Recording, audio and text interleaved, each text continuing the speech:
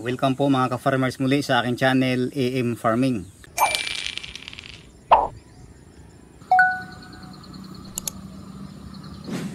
Ngayon po mga ka-farmers ay titingnan po natin yung aking mga alaga. Yung first batch po nito ay atin pong sisilipin ngayon. Ngayon po ay ika 20 days na po nila. Kahapon po ay 19. Ayan. So ngayon mga ka-farmers ipapakita ko po sa inyo kung kumusta na po sila. Ito po yung ikatlong update para po dito sa aking first batch na galing po ng Lucena, na ang middleman po ay si Sir Ronald Vitalino. Yan, so ngayon mga ka-farmers dito ay mahangin na naman sa aming area. Malakas po yung hangin na habagat dahil kay bagyong Gurang, Guring pala. Kaya itong aking kulungan, no, kahit ang haling tapat ay balot na balot. Tingnan po natin sila. Uy, ayan po mga farmers, nakong sikip, wala na pong galawan. Yan, no, masisikip na po sila. So ito po mga ka-farmers, dapat sana nang nakaraang araw ko pa sana ito dapat luwagan sila. Kasi ang kulungan kong ito ay ito laman, pwede namang tanggalin tong mga trapal na ito. Tapos pwede po silang luwagan hanggang dito. Hanggang po yan dyan. Hindi ko pa niluluwagan kasi nga malakas po yung hangin. Nakabalot nga yung kanilang kulungan, no. Malakas po kasi yung hangin, lalo na po sa mantang hapon at saka sa gabi malamig. Kahit nga po mga ka-farmers, yung sahig nila, ito lang po yung na-open, saka yung sa gitna. Pero yung mga gilid na yan, nandyan pa po yung karton na ginamit natin nung sila ay ating brinoding. Hindi ko pa tuluyang inalis kasi nga malamig saka malakas po yung hangin. Pero po ngayong araw na ito, dahil talagang halos wala na po silang galawan, talagang kailangan na po nating luwagan sila. Kasi po kapag ganyan na masikip, isa din po yan sa mga dahilan ng kanilang pagbagal sa paglaki. Kasi hindi po sila masyado nakakagalaw. Tsaka yung iba po dyan medyo nabubuli pagdating po sa kainan. Mamaya-maya po titimbangin natin para malaman natin kung ilang kilo na po sila sa loob ng 19 days or kaya ay 21 days po sila ngayon. Okay.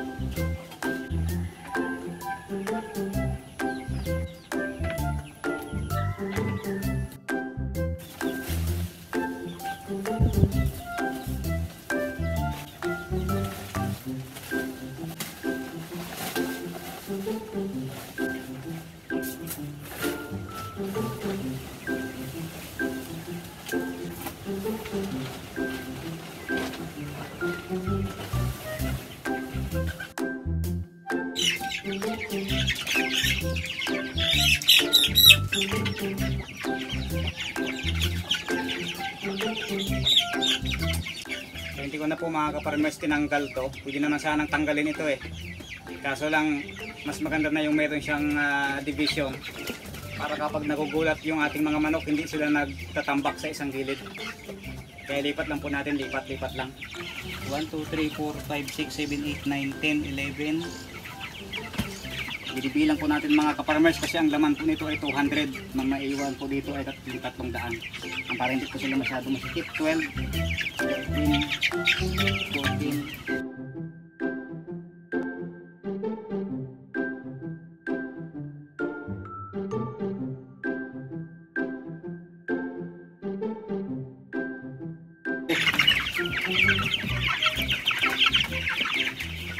Ay, lumapit kayo dito. Pinapahirapan ako ng ito. Mga to, nandun na sila lahat sa dulo. Ayun ang lumapit. Sige, bibidyohan ko na lang kayo. Ayaw ninyong lumapit dito. Yung nalipat ko kasi dito ay 50 pa lang eh. So 50 pa lang. So maganda siguro mga ka-farmers, magtimbang muna tayo habang malalayo pa yung ating mga alaga. Subukan natin magtimbang ng isa.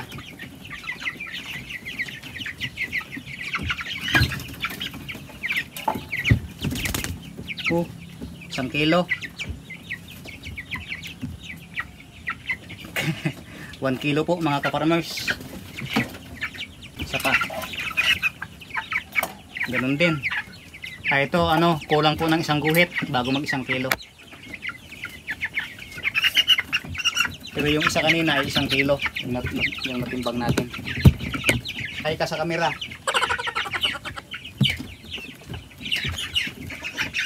Tayo ng isa. Ito.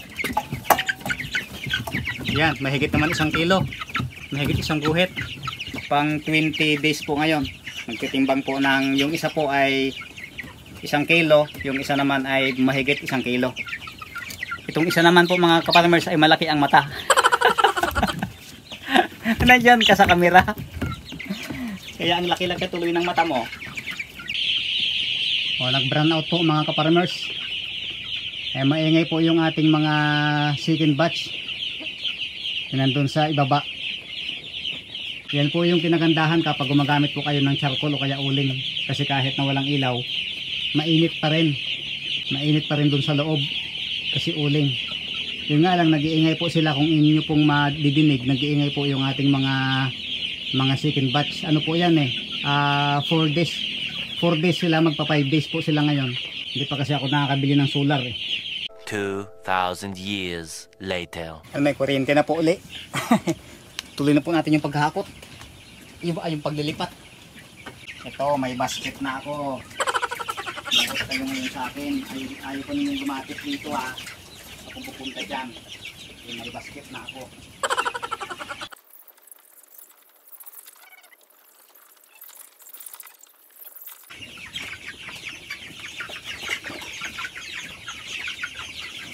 $110.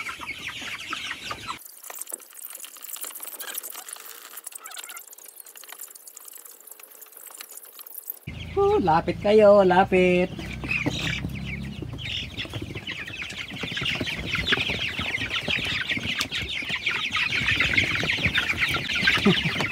Kakagulo sila. Nagkakagulo.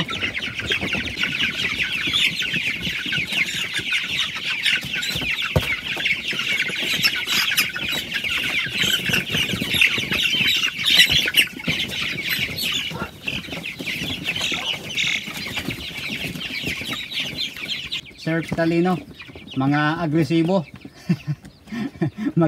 Yan po talaga yung kapag kayong mga alaga natin. Oy, ba't nahimik kayong lahat? Kanina ang ingay-ingay ninyo nung sinabi ko lang na kayo ay agresibo nahimik na kayo.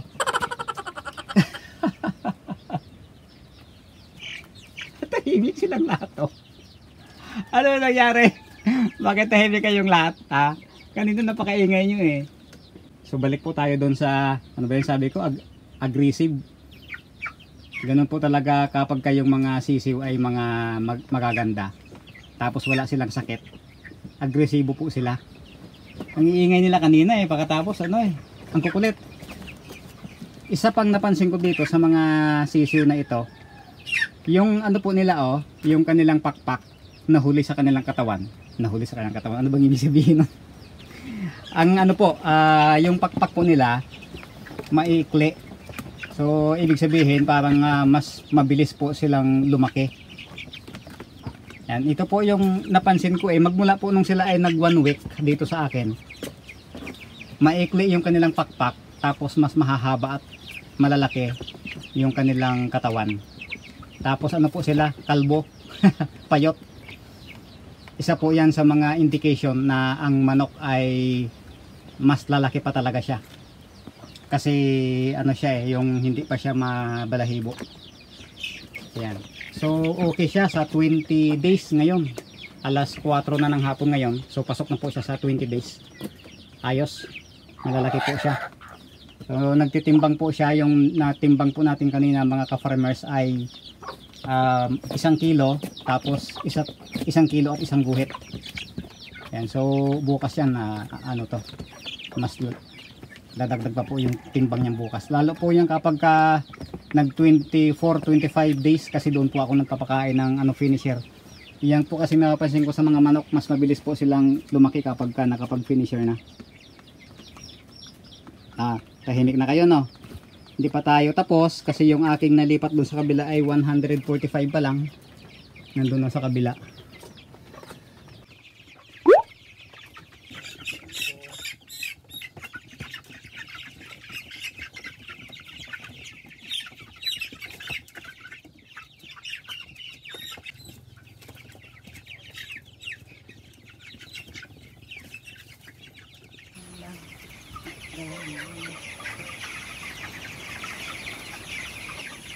Kain na.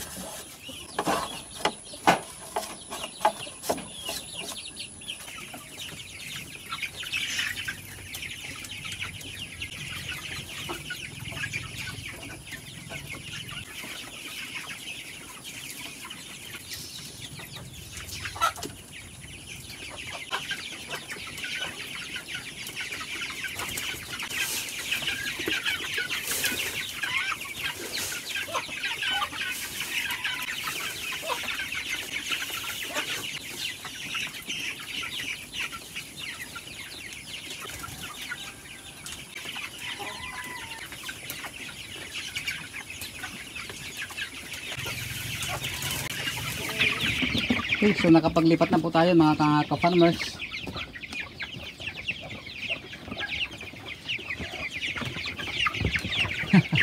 Natatakot sila.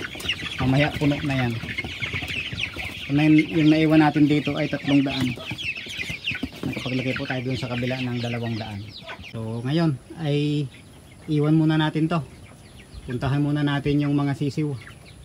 Dito po mga ka-farmers, naka-brooding yung ating mga sisiw. Tingnan natin. Alis natin itong unang balot.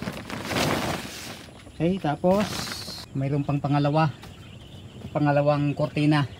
Kasi ay nako, napakalamig ngayon dito, malakas ang hangin. Silipin natin sila. Ay, nakatali pa to. Ito, nakatali pa kasi malakas yung hangin kahit dubli yung ating balot. Yan. Hello. Ayan po mga ka-farmers. Init. Mainit yung ating 2 lata. 4 days na po sila. Happy 4 days. Ito yung ating 600 na second batch. Dumating nung Sabado. Ngayon ay maglalagay po ako ng tubig dito kasi kaunti na yung kanilang tubig. Tsaka yung uling. Magdadagdag din po tayo ng uling. Ito yung tips mga ka-farmers po, no. Halimbawa, mayroon po kayong alaga na katulad itong sa akin. Mayroon pong malalaki na, tapos mayroon pong sisiw. Kaya kung napansin po ninyo, ako ay nagpalit ng t-shirt, tapos naghugas po ako ng may sabon. Ayan.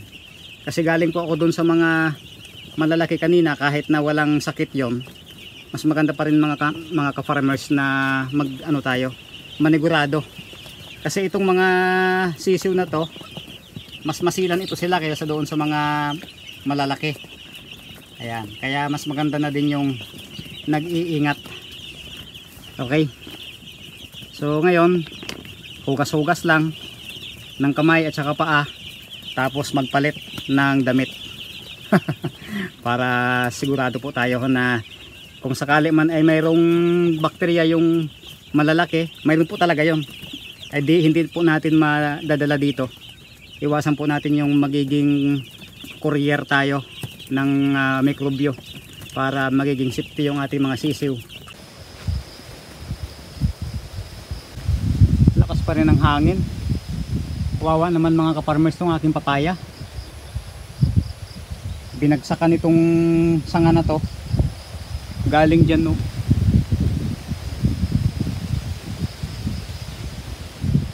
na nga lang yung papaya ko eh. Wala na, goodbye na papaya. Una muna yan natumba nung nakaraan. Tapos ngayon hindi kinantana ng hangin. Naka-recover na sana. Binali naman. Ayan, so yung ating mga alaga, mga ka-farmers, 21 days na po sila ngayon ay wala po silang sakit. Mula po nung dumating hanggang po ngayon, hindi po sila nakaranas ng sipon. Kahit na malakas pa rin yung hangin. Halos magwa 1 week na po na malakas po yung hangin dito. Kaya bilib po ako sa mga manok na ito. O kaya ay sa brand. Yung critical level, kasi 1 to 14 days hanggang 20 days ay masasabi pa rin critical pa po yan sa ating mga alaga. Pero nalagpasan na po ng ating mga alaga. Sana nga hanggang harvest ay hindi po sila magkakasakit. Yung namatay dito mga ka-farmers, mula nung dumating, meron kasi siyang patay na dalawa, na ipit kasi dun sa box, yung division dun sa box, na ipit dun. Tapos may nadagdag yun na 4. So bali 4 at saka yung dalawa, bali 6. Pero doon po sa pag-aalaga ko, ang namatay po ay 4 dito sa aking 500 na ito. Sana hindi na po madadagdagan at sana ay ganito na po siya, wala po siyang sakit, hindi po siya magkakasipon. Ayan, hanggang sa mag-harvest. At sana yung aking first batch, ganun din sana yon, hindi rin sana sila magkakasakit at magkakasipon. Ayan. So kung bibigyan ko po ng ng star, bigyan talaga ng star. Para siyang para siyang Lazada. Kapag bibigyan ko siya ng star ay pwedeng 5 star. Ayan. Pwede bang +1, 6 stars. 5 star sa akin tong manok na ito. Ito lang po mga ka-farmers yung aking ginagamit. Dextrose powder. Ito po yung pinakamura na vitamins. Dati ang binibili ko nito ay 1 kilo, pero nung pumunta ako ng bayan kahapon, ito na lang yung available doon. Pero ang ginagamit ko talaga Vitracin Classic o kaya ay Premium, kasi yung gold mahal. Pero ito yung ginagamit ko. Pero maganda naman yung niya, yung impact niya sa ating mga alaga, kasi hindi po nagkakasipon yung ating mga alaga. Sige po mga ka-farmers, hanggang po sa muli.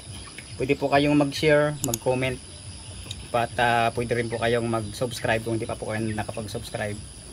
At ingat po kayong lahat. Bye bye!